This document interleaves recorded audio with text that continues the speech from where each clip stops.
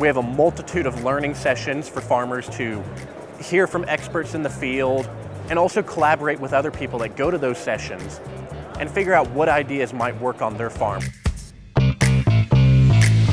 We also have What's New sessions. Maybe there's an issue that you have on your farm that you haven't been able to solve or nobody offers a product for it, and you can learn about those products at Commodity Classic. The people who develop those products and those pieces of equipment are here.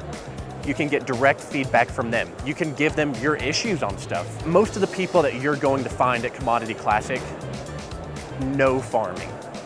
And they might not know your farm, but they know agriculture.